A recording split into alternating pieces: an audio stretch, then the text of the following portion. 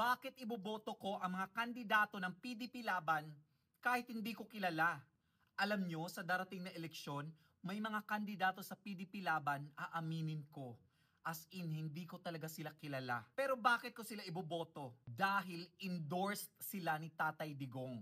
Unang-una, si Tatay Digong kilala bilang isang leader na may malasakit at tapang. Kung inendorso niyang isang kandidato, ibig sabihin, pumasa sa kanyang mataas na pamantayan. Kung si Tatay Digong nga, hindi ipapahiya ang sarili niya sa pag-endorso sa mga taong walang kakayahan o malasakit sa bayan. Pangalawa, tulad ng pag-apply sa trabaho, kailangan natin ng recommendation o magrekomenda sa'yo o mag-backer sa'yo. Kung ang nagrekomenda sa'yo ay respetado at may kredibilidad, mas mataas ang tiwala ng kumpanya sa'yo. Ganito rin sa politika. Ang pag-endorso ni Tatay Digong ay parang malakas na rekomendasyon na nagsasabing piliin ninyo sila dahil alam kong kaya nilang maglingkod ng tapat. Ngayon, sino-sino nga ba ang mga inendorso ni Tatay Digong under PDP Laban? Una, Ronald Bato de la Rosa, dating PNP chief at kasulukuyang senador na kilala sa kampanya kontra droga. Pangalawa, Christopher Bongo, dating Special Assistant to the President, kasalukuyang senador na may malasakit sa serbisyong medikal.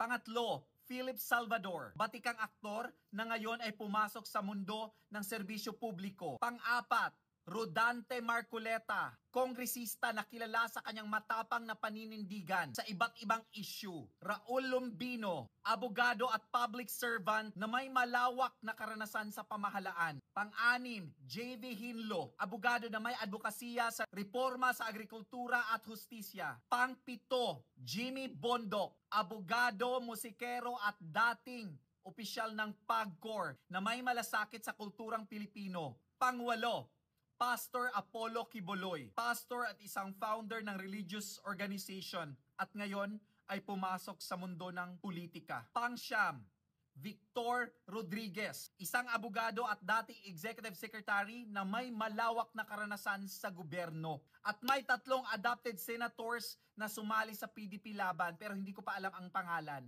Search ko na lang, Day. Maaring hindi natin sila lubos na kilala.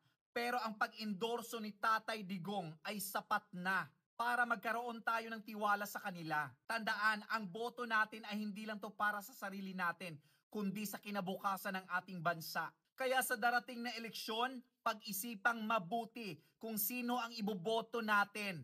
Kung tiwala si Tatay Digong sa kanila, dapat tayo rin. Dahil ang tunay na pagbabago nagsimula sa pagpili ng tamang leader. Maraming salamat sa inyong lahat. PDP Laban tayo.